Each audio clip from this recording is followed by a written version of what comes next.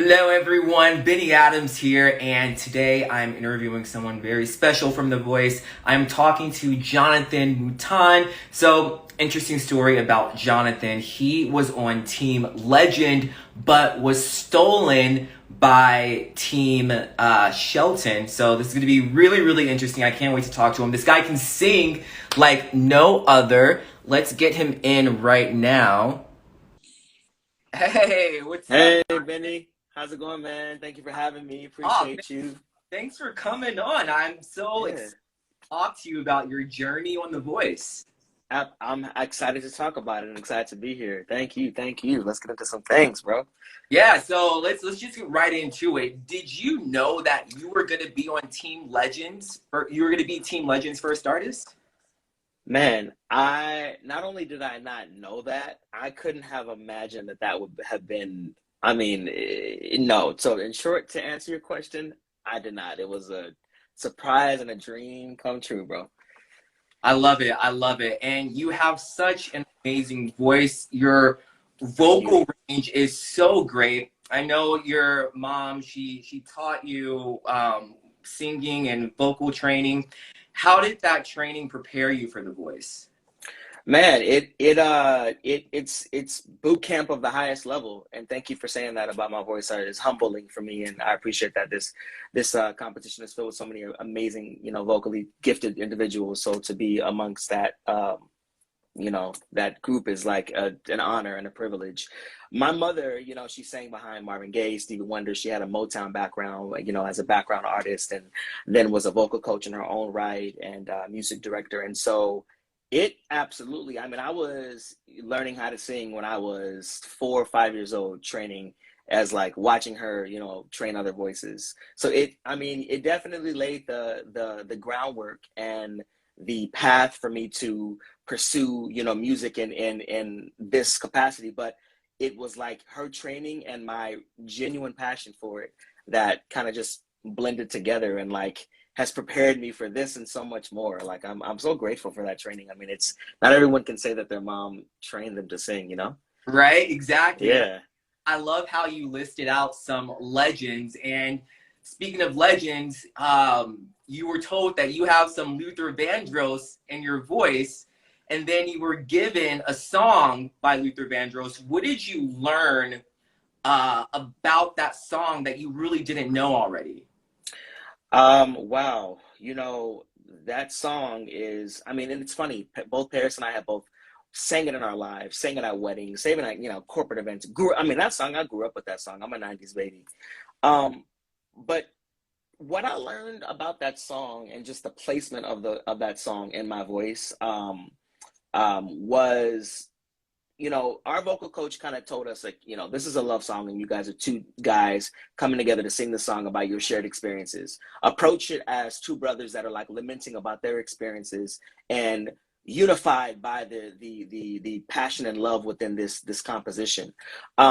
That's what I feel like. I've never sang it like that before. When I've sang that song before, first of all, I've never done a duet on Here and Now by Luther. I've only sang it, the way he does it. So it was just, it was almost like it renewed the song for me, like in a whole new way.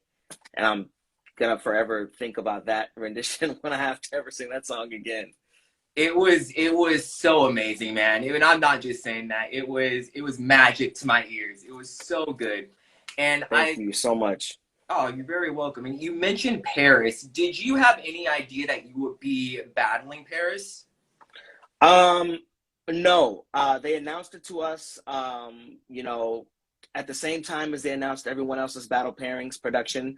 I had a feeling, just because when we were all on the call and saw, okay, this is Team Legend, I'm thinking, okay, I know John's musical ear, or at least I think I do, and I think that he may pair me with Paris, but this show, as you know and see, it could go any type of way. So I wasn't for certain, and I wasn't like, and he, when we connected right after for our first initial rehearsal, he even said like, I saw you, and I thought, I think they're going to pair us together. But we had, you never really can know these things. Yeah, yeah. No, I hear you. I hear you. And we got to talk about the ending where Blake Shelton stole you. You were genuinely surprised. I saw the shock on your face. What were your thoughts during that moment?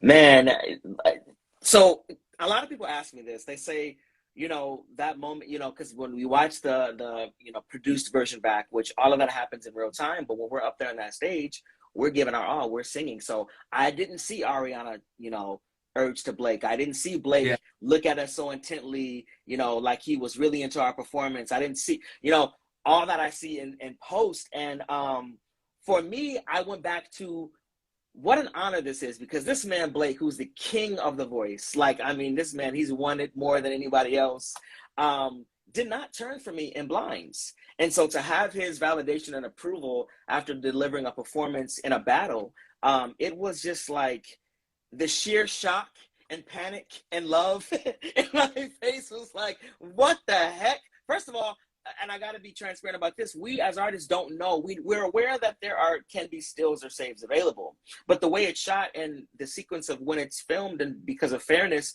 production's not in our ear saying, "Oh, there's a still available, there's a save." So we're not out there performing for a still, performing for a save. At this point, when we went, we genuinely thought there may not be any stills or saves left. So it was like a lot of emotions going through my head of like, whoa, yeah, that's. I Yeah. I best way to look at it too, because then you're not getting your hopes up, and like what happened, you were genuinely like, oh my gosh, like I'm being saved. And I think the audience loved that. And speaking of Blake Shelton, what's been the biggest surprise you've gotten from him from his training? The biggest surprise that I've gotten from him, which is kind of makes sense and is on brand with how his demeanor and his poise and his disposition is how grounded he is in his musicality and how grounded he is in terms of coaching us as performers and as artists. One of the things Blake has told me and continues to tell me is be grounded in the moment, be present in the moment. We know you can sing, we know you have a beautiful voice, which is like, I mean, that's so crazy humbling to hear from someone like him. But I want you to connect to this performance in a way where you can walk away from this performance and actually take something from it in your own personal life. And that's been like life-changing and groundbreaking for me, because as an artist and in these pressure cooker environments of The Voice or different television shows, competitions, it can be very much like you're as good as your last performance, or you're living for the next save or the next steal or the next round. And it kind of like has helped me like whoosah and live in the present. Yeah, man, he's dynamic. He's dynamic. I love it. I love it. And I know you can't say too much about the upcoming episodes, but what can we expect, or can you give us a little teaser of your knockout Wow. and your time with Ed Sheeran?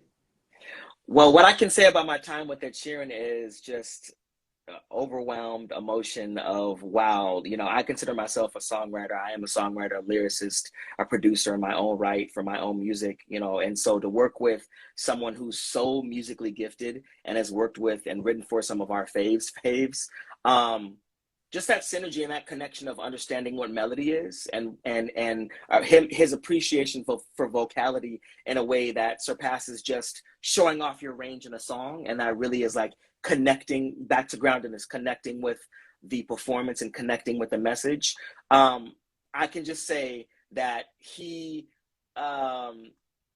Ed's ear, I can just tease his ear, his ear and his approach to different ways in which we sing is like, and his input is sometimes like off the wall and out of the box and the most genius thing you could think of. So that's what I could say about being coached by Ed. What I could say about my knockout is just, all I will say is just love, love, love, love, like genuine love, and genuine, which is like so amazing, because, and I'm like as thankful as any, because it's like, this is a pressure cooker. This is a competition. So to be able to like achieve those organic moments is like something that I'm going to take with me. It's a bucket list. I've said it before and I'll say it again.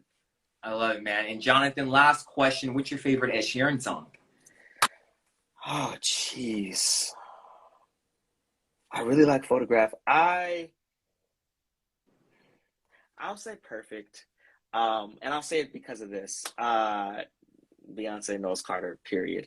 Woo! But that part, resident member of the Beehive will always be. But even with Beyonce aside, that melody lends to such genre bending. Like it's such a classic and timeless melody that I like melody songs that where if you do put an artist on the remix, they are going to just do their thing and be able to live comfortably in that space and in that composition. And I think that song, in addition to its beautiful message, is like, that's it for me. It's perfect for me.